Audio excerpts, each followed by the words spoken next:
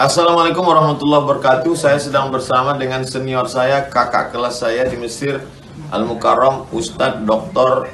Damanhur Abbas. Nikmati kajian-kajian tausiah beliau yang bergizi, berkualitas di channel Ustadz Damanhur Abbas. Jangan lupa tonton, subscribe, like, share, and comment. Assalamualaikum warahmatullahi wabarakatuh.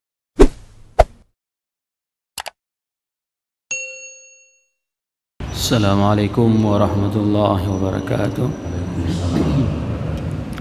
الحمد لله الذي أحيانا بعدما أماتنا وإليه النشور، والحمد لله الذي خصنا بكتاب أنزل وأكرمنا بنبي أرسل. أشهد أن لا إله إلا الله له دعوة الحق، حديث عليها وأوجب تبشيري بها، ولتكن منكم أمة يدعون إلى الخير ويأمرون بالمعروف وينهون عن المنكر وأولئك هم المفلحون.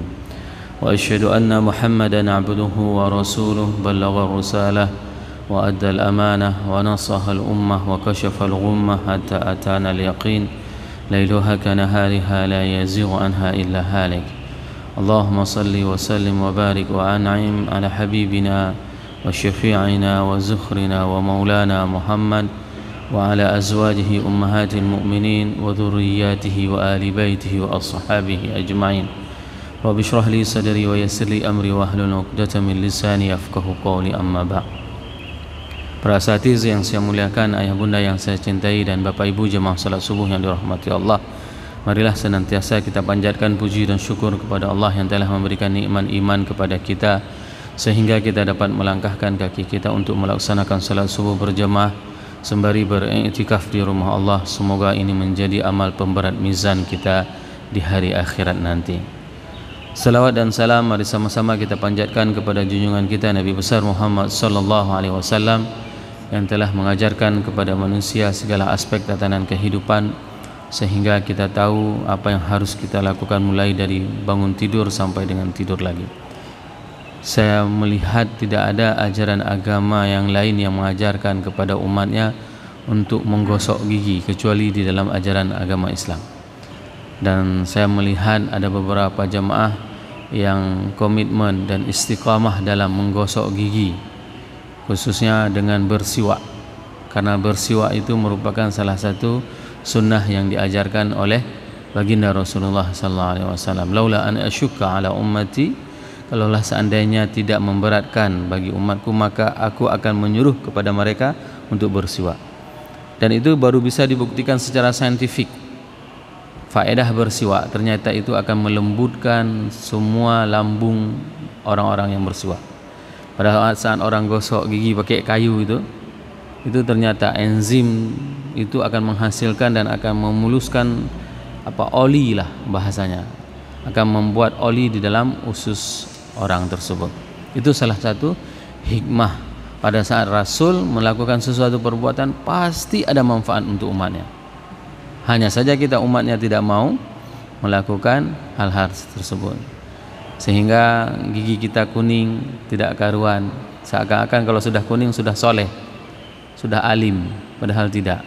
Rasul mengajarkan umatnya untuk bersih, suci, dan sehat. Oleh sebab itu, perbanyaklah berselawat kepada baginda Rasulullah sallallahu alaihi wasallam agar kita nanti kelak bertemu dengan baginda Rasulullah sallallahu alaihi wasallam sebagaimana Rasul merindukan pertemuan tersebut. Semoga kita nanti akan dipertemukan di surga bersama Rasulullah, dan khususnya kita akan diberikan syafaat di hari akhirat. Semoga jamaah yang berhadir pada subuh yang berbahagia ini merupakan di antara umat Nabi Muhammad sallallahu alaihi wasallam yang akan diberikan syafaat oleh baginda Rasulullah sallallahu alaihi wasallam dan akan disuguhkan air dari telaga Kautsar dari tangan mulia tersebut. Allahumma amin. Bapak Ibu jamaah yang dirahmati Allah, pada subuh yang berbahagia ini kita akan membahas tentang al-kabiratu tsabi'atu wal arba'un, yaitu dosa besar yang ke-47, yaitu at-ta'nu fil ansab, yaitu melaknat nasab. Bagaimana yang maksud dengan melaknat nasab? Hal ini disebutkan oleh Imam Az-Zahabi di dalam kitabnya Al-Kabair, di mana Rasulullah sallallahu alaihi wasallam bersabda, qala an-nabi sallallahu alaihi wasallam, ithnatani huma fin nas al-kufr. Ya, ada dua golongan manusia kufrun, yaitu kafir. At-ta'nu fin nasab wan nahiyatu 'alal mayyit, dan meratapi kematian. Mencela nasab dan meratapi kematian. Dosa besar yang ke-46 yang sudah kita bahas pada pertemuan sebelumnya itu adalah mengenai meratapi kematian.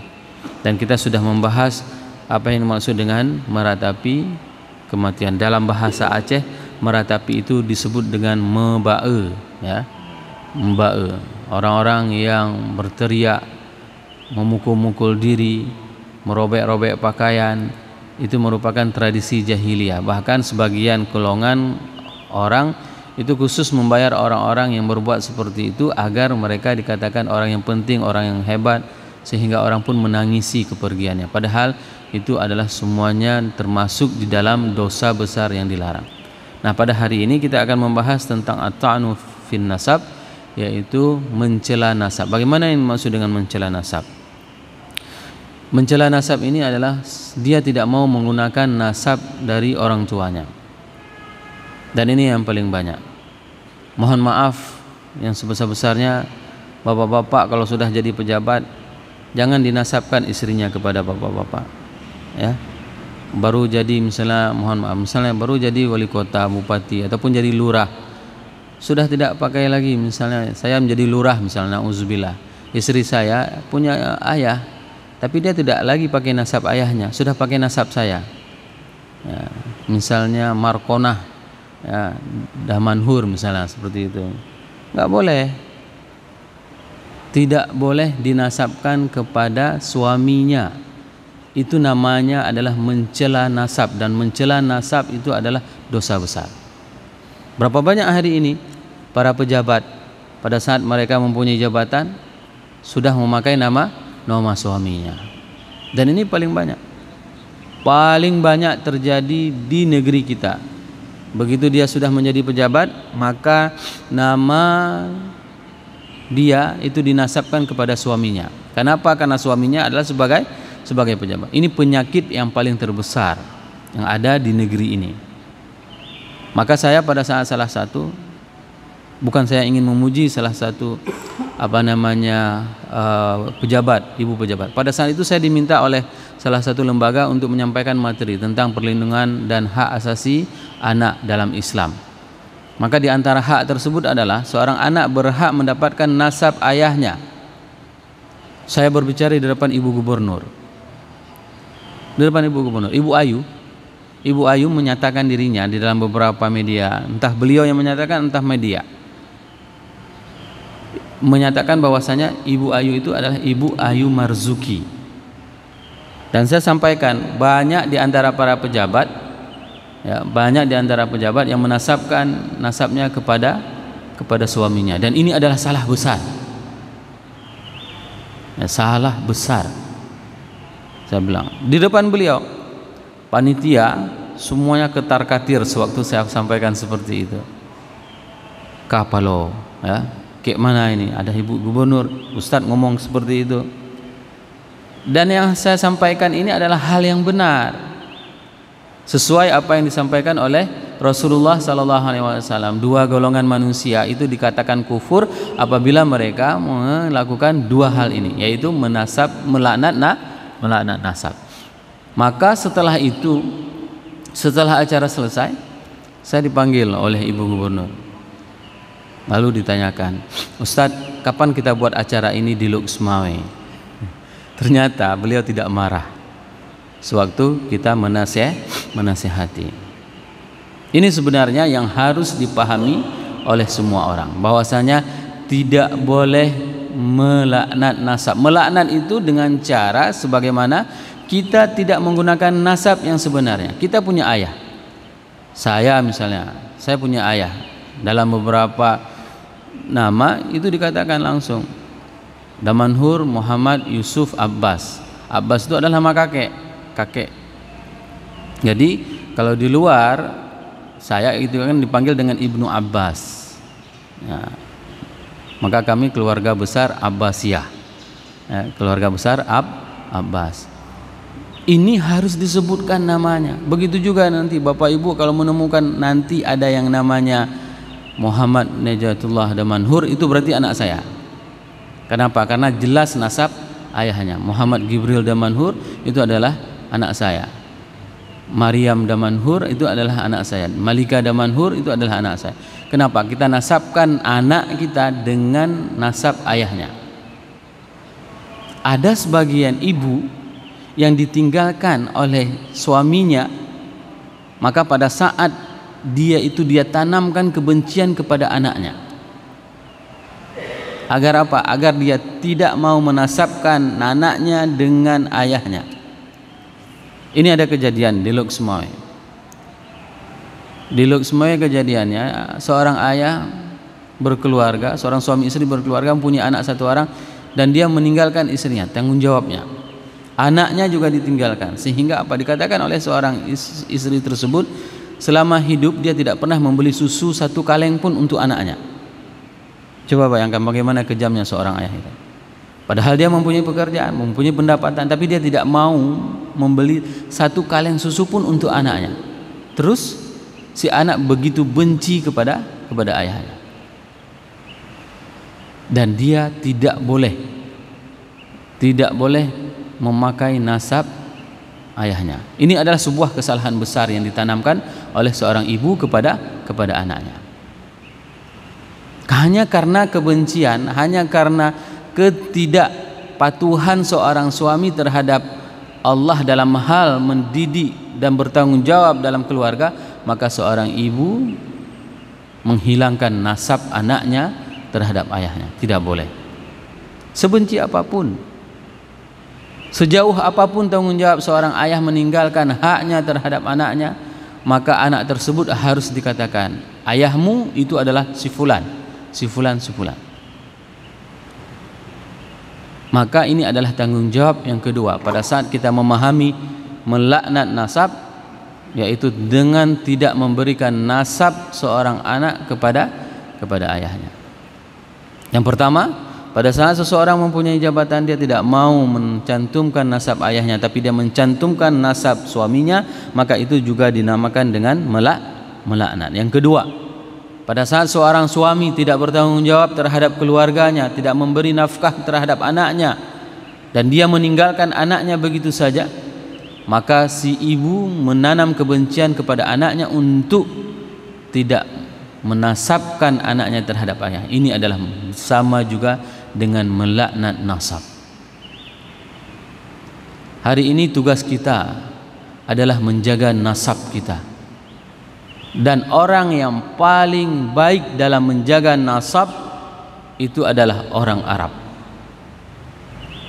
Orang Arab itu adalah orang yang paling baik menjaga nasab. Dan siapa ilmu nasab yang paling hebat dimiliki oleh manusia, yaitu adalah Ibunda Aisyah radhiyallahu anha.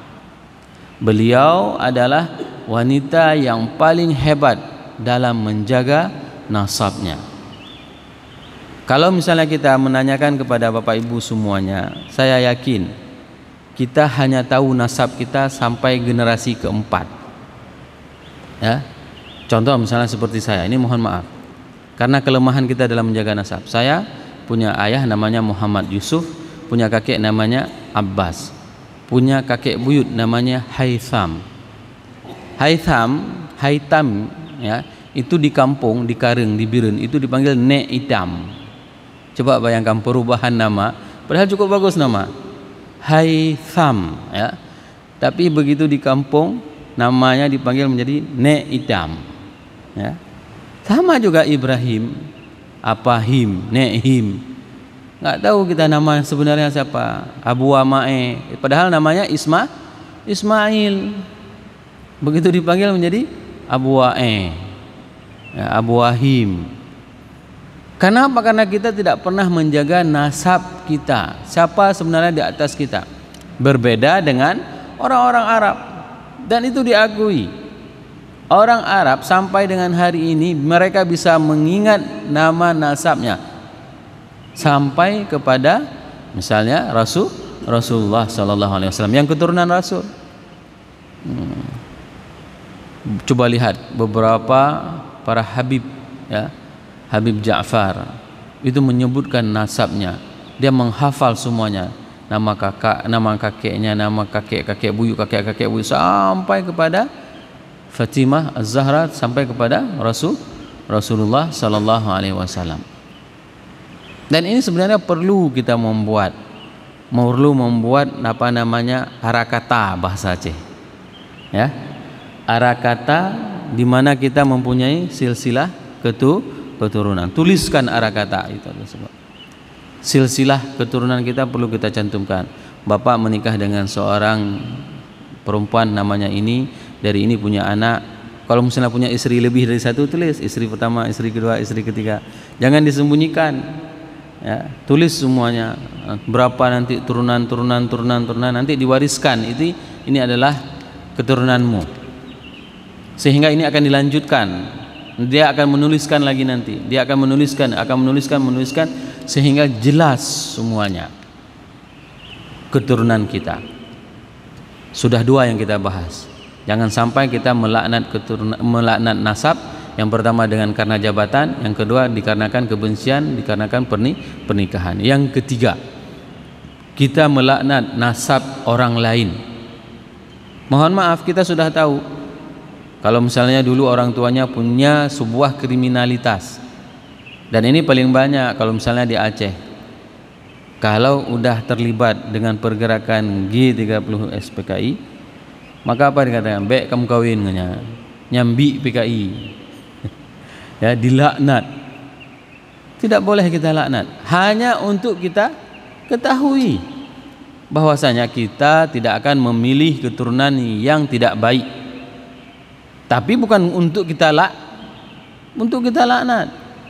Harus kita tahu. Kenapa? Karena Allah sendiri yang mengatakan bahwasanya diciptakan kita bersuku-suku, berbangsa-bangsa untuk apa? Lita'arafu. Tapi Allah kaitkan dan Allah ikatkan ta'aruf itu adalah akramakum indallahi atqakum. Ya. Saling mengenal tersebut agar apa? Agar kita bisa menuju kepada ketakwaan. Kalau dengan nasab itu tidak bisa menuju ketakwaan, maka jangan pilih nasab tersebut dan tidak perlu kita mencela nasab tersebut. Ini yang harus kita garis bawahi. Tidak boleh mencela nasab, jangan kita mencela nasab orang lain. Orang punya kesalahan. Punya masa lalu semuanya. Akan tetapi masa lalu orang tersebut bukan untuk kita cela. Bukan untuk kita umbarkan ke media. Pada saat katakanlah misalnya ada seseorang yang mau menikahi keluarga tersebut, lalu dia dibully, disebarkan berita, dicela keluarganya, tidak perlu. Kalau memang dia tidak layak dengan kita, maka itu cukup untuk konsumsi kita saja.